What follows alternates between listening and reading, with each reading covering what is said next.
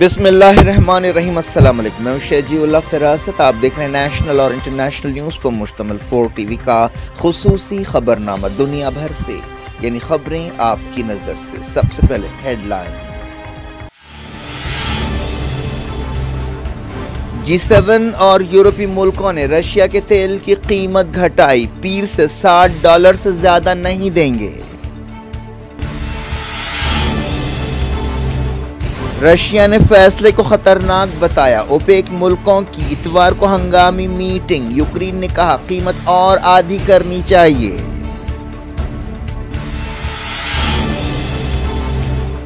ایران نے کہا مغربی ملک یوکرین کو ہتھیار دینے کے لیے ایران کو بہانے کے طور پر استعمال کر رہے ہیں۔ مغربی کنارے اور قدس میں فلسطینیوں کی 27 کارروائیاں، 3 یہودی آباد کار زخمی۔ بشار الاسد نے طیب اردوان سے ملاقات سے انکار کر دیا، کہا ترکی کے الیکشنز تک انتظار کریں گے۔ کردوں کی فوج SDF نے IS کے خلاف آپریشنز روک دیے، کہا خود ہم پر ترکی کے حملے ہو رہے ہیں۔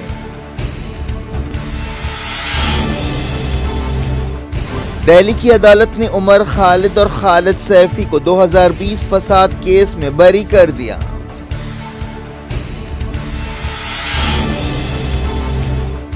گجرات میں دوسرے مرحلے کے لیے مہم ختم، پیر کو ووٹ ڈالے جائیں گے۔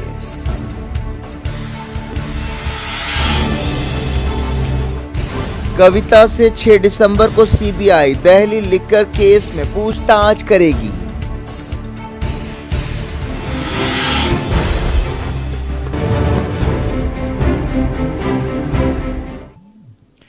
ہیڈ لائنز آپ نے دیکھی، اب خبروں کی تفصیل کی طرف آپ کو لیے چلتے ہیں۔ امریکہ نے کہا ہے کہ رشین آئل کی قیمت پر حد لگانے سے رشیا کی آمدنی کم ہوگی، جس کا استعمال وہ یوکرین میں غیر قانونی جنگ کے لیے کر رہا ہے۔ مغربی اتحادیوں نے رشیا کے تیل پر اس طرح کی حد مقرر کرنے کا فیصلہ کیا ہے۔ اس فیصلے کے مطابق یہ ملک رشیا کو ایک بیرل کے لیے صرف $60 دیں گے۔ اس فیصلے پر پیر سے عمل ہوگا۔ مغربی ملکوں نے رشیا پر مالی دباؤ بڑھانے کے لیے یہ فیصلہ کیا ہے۔ یوکرین کا مطالبہ ہے کہ یہ حد آدھی کر دی جائے۔ رشیا نے کہا ہے کہ وہ ان ملکوں کو تیل سپلائی نہیں کرے گا جو اس فیصلے پر عمل کریں گے۔ G7 ملکوں نے اس سلسلے میں پہل کی ہے۔ G7 یورپی یونین اور آسٹریلیا نے ایک بیان میں کہا کہ رشیا کو یوکرین کے خلاف جنگ سے روکنے کے لیے یہ قدم اٹھایا گیا ہے۔ امریکہ کے ٹریجری سیکرٹری نے کہا ہے کہ قیمت پر حد مقرر کرنے سے صدر ولادیمیر پوٹین کی آمدنی کم ہوگی۔ برطانیہ کے چانسلر نے کہا ہے کہ برطانیہ پوٹین کی فنڈنگ کے سسٹم کو دبانے کے لیے راستے تلاش کر رہا ہے۔ حال ہی میں فیصلہ کیا گیا کہ یورپی یونین رشیا کے خام تیل پر پابندی لگائے گا۔ رشیا نے $60 تیل کی قیمت مقرر کرنے کے فیصلے کو خطرناک بتایا۔ رشیا نے کہا ہے کہ وہ اس پابندی کے بعد نئے خریداروں کی تلاش کرے گا۔ یوکرین کے ایک سینئر عہدیدار نے کہا کہ یہ حد $30 فی بیرل ہونی چاہیے۔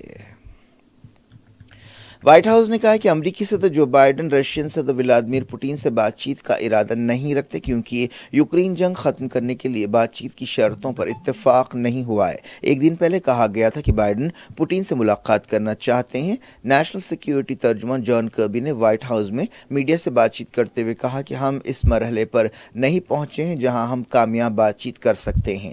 یوکرین جنگ کے 283 دن پورے ہو گئے ہیں۔ ایکسپرٹس کا ماننا ہے کہ رشیا کی تیل کی قیمت پر حد مقرر کرنے کے G7 اور یورپی یونین اور آسٹریلیا کے فیصلے سے عالمی معیشت متاثر ہو سکتی ہے۔ پہلے سے ہی ورلڈ اکانومی کا برا حال ہے، آنے والے دنوں میں غیر یقینی بڑھ سکتی ہے۔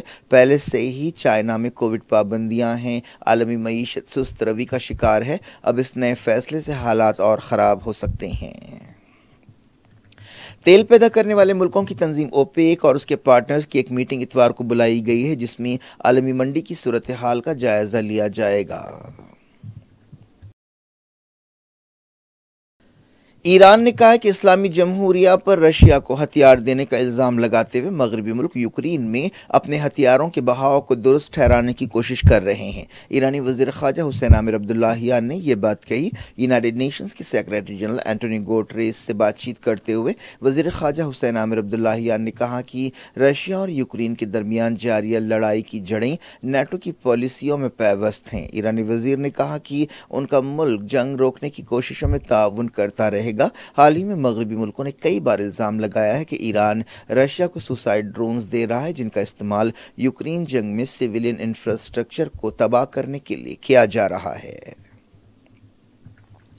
ایران نے خوزستان صوبے میں نیوکلیر پلانٹ تعمیر کرنے کا اعلان کیا ہے۔ Atomic energy organisation of Iran کے چیف محمد اسلامی نے خوزستان کے شہر صادقین میں اس نیوکلیر پلانٹ کا افتتاح کیا۔ ایران نے کینیڈا کے 8 اداروں اور لوگوں پر جوابی پابندیاں لگائی ہیں۔ ایرانی وزارت خارجہ نے یہ بات بتائی۔ ایران کی مخالف تنظیم مجاہدین خلق کی مدد کے لیے یہ پابندیاں لگائی گئیں۔ حال ہی میں کینیڈا کی حکومت نے ایران کے خلاف نئی پابندیاں لگائی تھیں جس کی وجہ مہسا امینی کی ہلاکت پر ہونے والا احتجاج اور اس پر ایرانی سیکیورٹی فورسز کا کریک ڈاؤن ہے۔ مغربی کنارے اور قدس میں فلسطینی مزاحمت کاروں نے ایک دن میں 27 کارروائیاں کی۔ فلسطین انفارمیشن سینٹر نے بتایا کہ ان کارروائیوں کے دوران 3 یہودی آباد کار زخمی ہوئے۔ فلسطینی مزاحمت کاروں نے 3 جگہ فائرنگ کی۔ دوسری کارروائیوں میں یہودی آباد کاروں کی گاڑیوں کو نقصان پہنچایا گیا۔ الخلیل یا ہبرون شہر میں ایک یہودی بستی کے قریب پتھراؤ میں 3 یہودی آباد کار زخمی ہوئے۔ حالیہ عرصے میں فلسطینی مزاحمت کاروں کی کارروائیاں اور اسرائیلی فوج کے دھاوے دونوں بڑھ گئے ہیں۔ مغربی کنارے میں اسرائیلی پولیس نے ایک فلسطینی کو گولی مار کر ہلاک کر دیا۔ اسرائیلی عہدیداروں نے الزام لگایا ہے کہ اس فلسطینی نے چاقو سے حملے کی کوشش کی۔ اسرائیلی پولیس نے بتایا کہ اس نے کئی فلسطینیوں کو گرفتار کیا ہے۔ نابلس میں اسرائیلی فوج نے کریک ڈاؤن کیا۔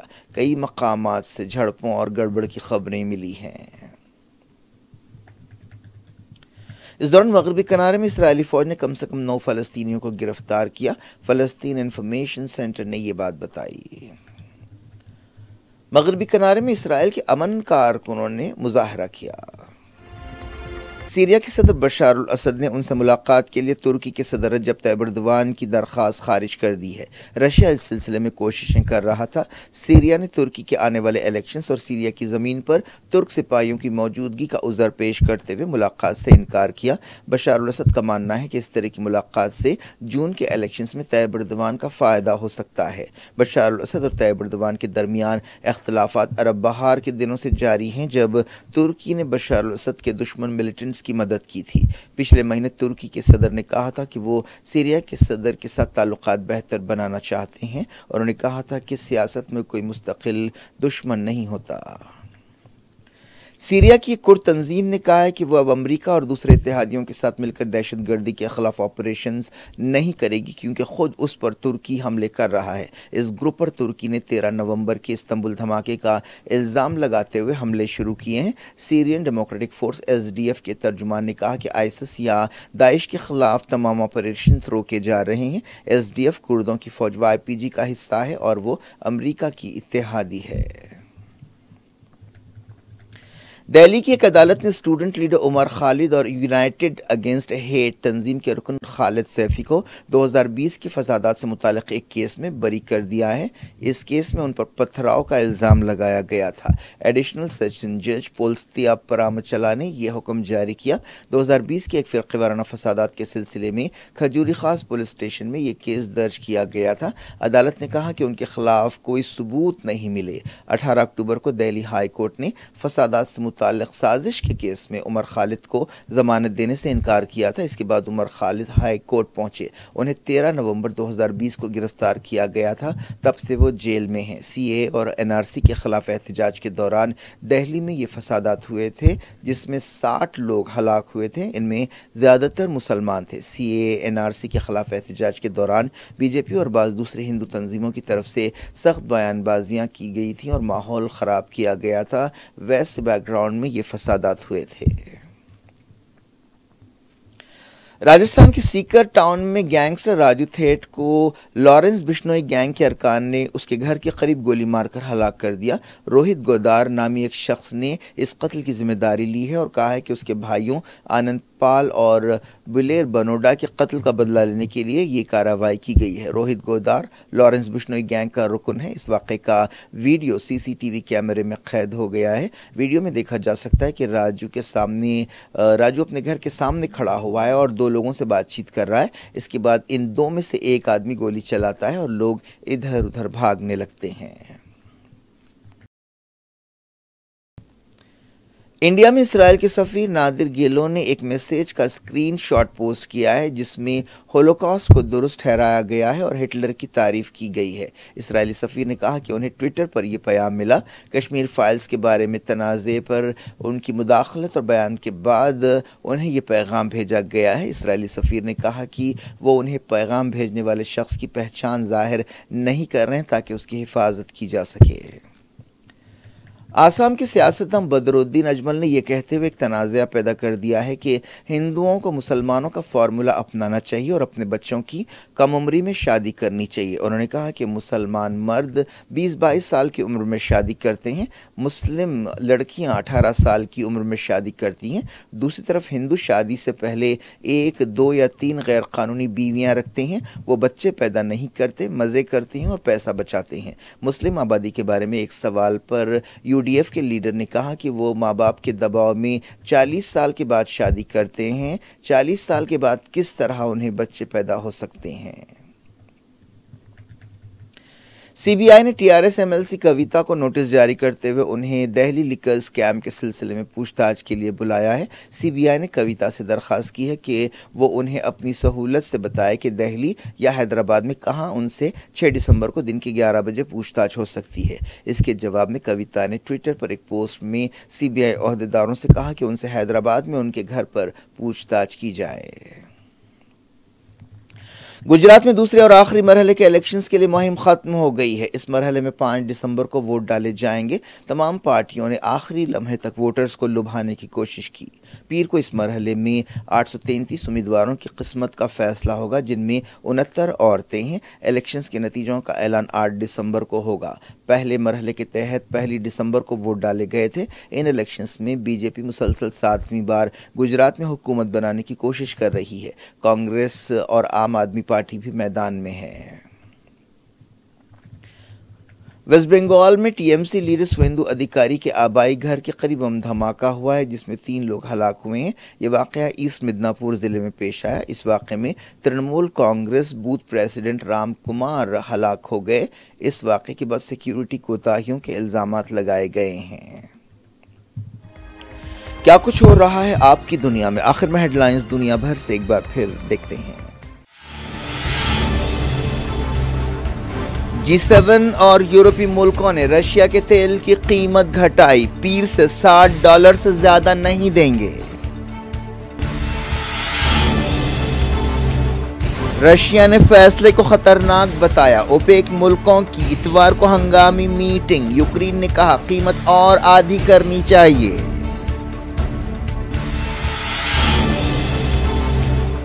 ایران نے کہا مغربی ملک یوکرین کو ہتھیار دینے کے لیے ایران کو بہانے کے طور پر استعمال کر رہے ہیں۔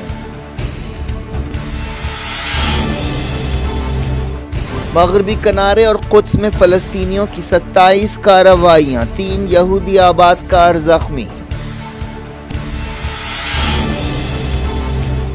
بشار الاسد نے طیب اردوان سے ملاقات سے انکار کر دیا، کہا ترکی کے الیکشنز تک انتظار کریں گے۔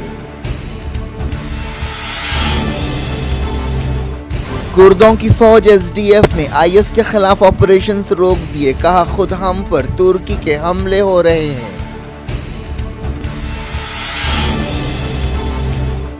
دہلی کی عدالت نے عمر خالد اور خالد سیفی کو 2020 فساد کیس میں بری کر دیا۔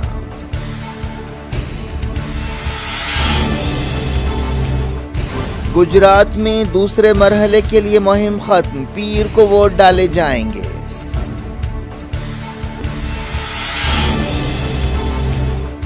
کویتا سے 6 دسمبر کو سی بی آئی دہلی لیکر کیس میں پوچھ تاچھ کرے گی۔